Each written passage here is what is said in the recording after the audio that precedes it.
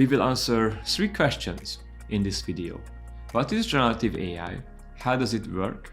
And what you can and cannot use it for. I will answer these questions in a non-technical way, hoping that such a description will help more people think through how they can best use it for learning, work, or business.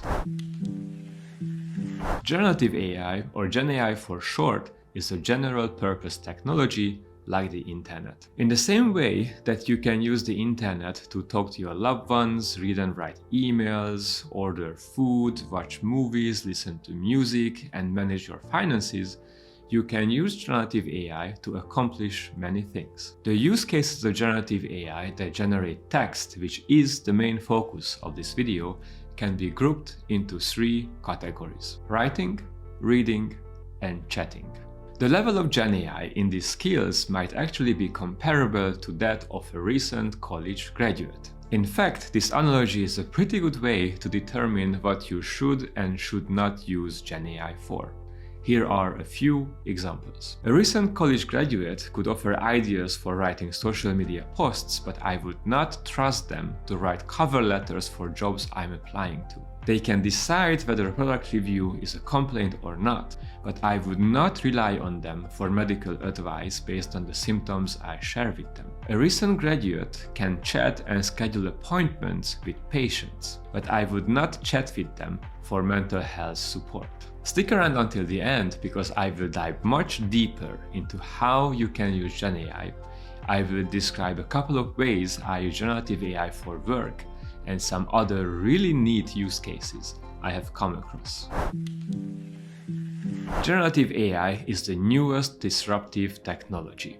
It has captured the attention and imagination of individuals, companies, and governments since the release of ChatGPT in November 2022. It has already changed how many people learn and work, and studies suggest that generative AI could add trillions of dollars to the global economy by increasing workers' productivity. However, there could be downsides as well. Generative AI will not bring about the end of humanity, but the number of available jobs in certain areas could be significantly reduced, and certain roles might be completely eliminated. The term generative AI refers to artificial intelligence systems capable of producing near-human quality content, including text, images, audio, and video. I will mostly focus on text generation because I believe that's where we will see the most significant impact of generative AI tools on our lives, at least in the near future. Probably the most well-known generative AI tool is OpenAI's ChatGPT, but Google's Bard and Microsoft's Bing Chat are also quite popular. Generative AI tools usually have a web interface where the user can type in some text called a prompt, and the tool will generate a response. For example, you can ask ChatGPT to write a poem about your pet, write a bedtime story for your kids, or suggest captions for your social media posts. ChatGPT can also generate images. You could upload a picture of your dog, ask ChatGPT to create a cartoon version of her in space wearing a spacesuit, which is exactly what I did. ChatGPT can also correct the grammar of any text you wrote, change its style if necessary, give you ideas on how to structure essays or phrase certain things. ChatGPT can even write computer code. Several colleagues of mine from the humanities, arts, and social sciences tell me that they use ChatGPT to help with computer programming, a task that can be really overwhelming for many people. However, ChatGPT considerably lowers the barrier of entry for non-coders because it alleviates a lot of stress. It can help you debug code, explain how a piece of code someone else wrote works, and it can even write code for you from scratch. While these use cases are already quite useful, they are not exactly how ChatGPT will contribute trillions of dollars to the global economy. Probably the biggest impact of generative AI will come from its use as a developer tool. AI is present everywhere in our lives. For example, an AI algorithm recommended this video to you. You might interact with AI systems called virtual assistants or chatbots on many websites like your bank, your doctor's offices. When you use your credit card, an AI algorithm checks the transaction to make sure it's not fraudulent. When you write a product review, it is most likely read and summarized by an AI system so the company can make sense of and act on a large number of reviews. Developing these tools was expensive and time-consuming in the past, but generative AI makes the process easy and cheap. Just to give an example, it might have taken years for big financial institutions to develop a customer-facing chatbot.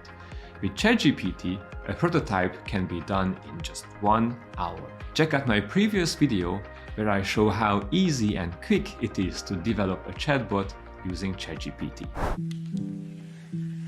To better understand how generative AI works, we first need to discuss where it fits into the AI landscape. Generative AI is built on previous AI tools, so it is really important to understand at least some of the AI landscape before we can dive into what you can and cannot use it for. Let's start with the big picture. What is AI? Think of artificial intelligence as a collection of tools. AI can be any machine or software programmed to mimic human actions and display traits usually associated with the human mind. Examples of AI performing human actions could include robots walking or running on uneven terrain, self-driving cars, and computer programs playing games like chess, Go, or StarCraft. Examples of AI exhibiting human traits could include understanding and responding to human speech, writing, translation, and many others. One branch of AI that is particularly useful is called supervised machine learning. It turns out computers are really good at labeling things, which is the basic idea of supervised machine learning.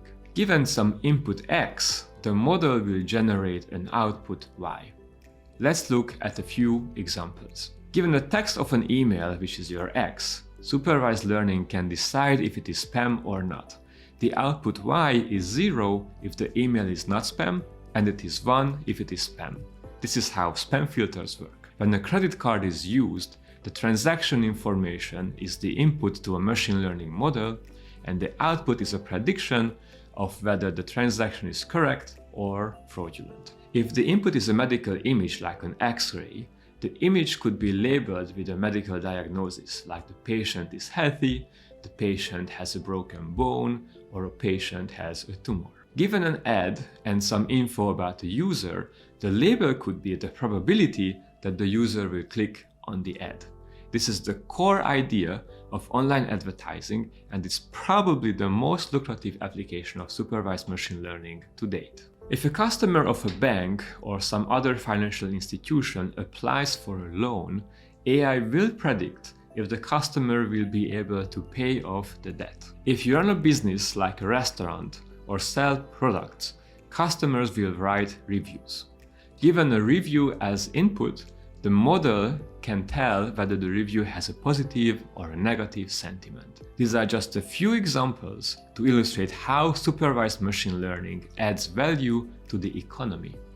It allows you to automate certain decisions that would take too much time for humans to do. While there are other areas of AI that you might have heard of, like unsupervised machine learning or reinforcement learning, generative AI developed from supervised machine learning. What happened during the early 2000s is that AI researchers realized that adding more and more data to their supervised machine learning models did not make them better. More and more data was collected, but the models did not improve. They were using relatively simple machine learning models at the time, and they decided to switch to more complex and scalable models called neural networks. Soon after, the field of deep learning was born. Deep learning models are large models that require very fast and powerful computers with a lot of memory to create. But once you have that, the more data you feed them, the better they become. To date, there is no sign that deep learning models have reached capacity,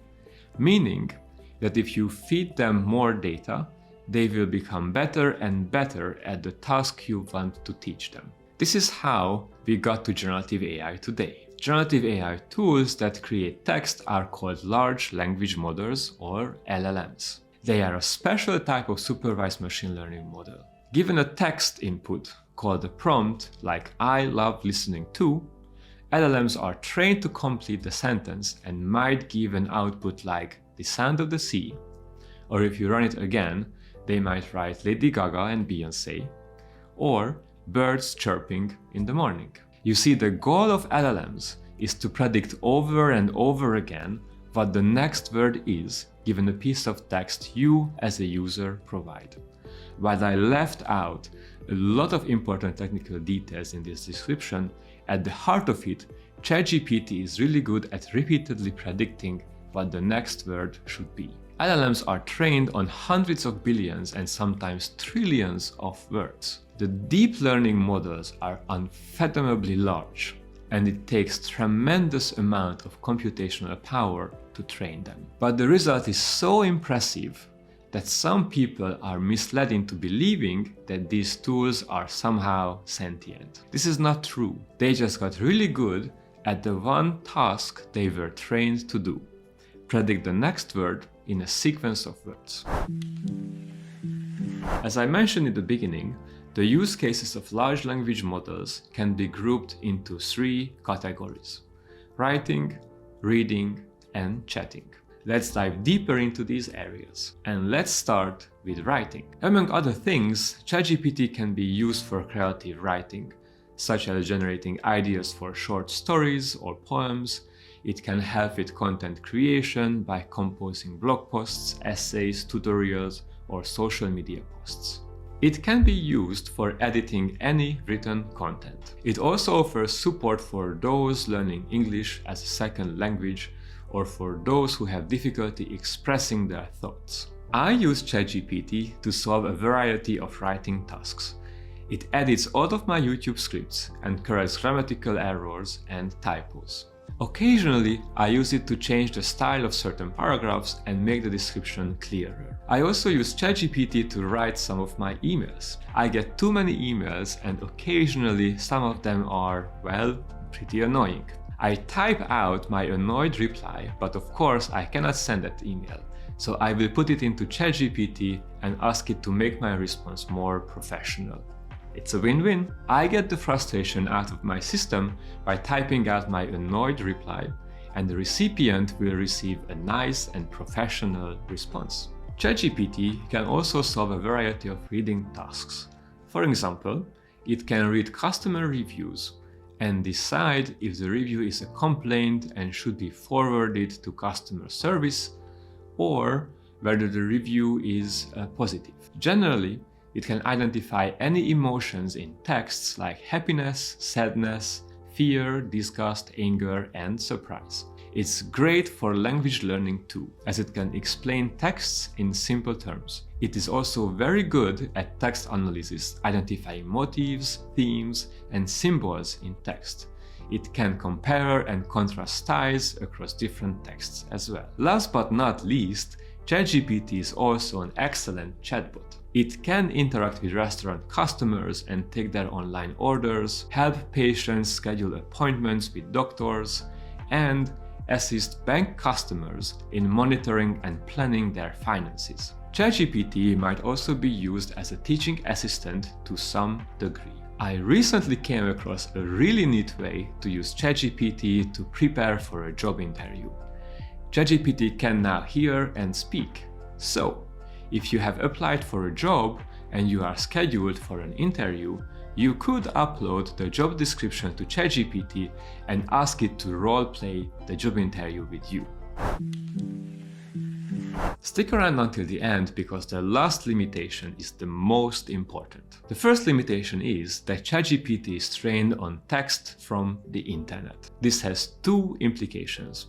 ChatGPT 4 was trained in April 2023, so it does not know about any events that happened more recently. This is called the knowledge cutoff. It's important to keep this limitation in mind if knowledge of current events is important for your use case. The output of large language models can reflect biases that exist in society today. It can sometimes produce toxic or harmful speech. It is extremely important to watch out and mitigate this effect in any customer-facing application. A technical limitation is that the prompts, the input you write, has a limited length. At the time of recording this video, the prompt is limited to roughly 800 to 1000 words.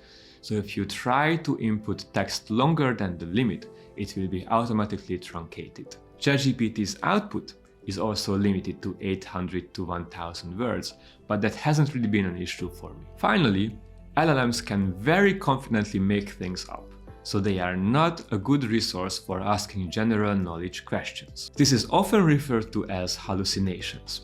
ChatGPT should not be used in any kind of high-stakes scenario where the reputability and quality of the information source are important. Unfortunately, some New York lawyers got sanctioned because they used ChatGPT to write legal documents and ChatGPT made up cases. Let me know how you use ChatGPT or other generative AI tools to improve your productivity in the comment section down below. Also check out my other videos on my channel, Data Science Cross-Validated.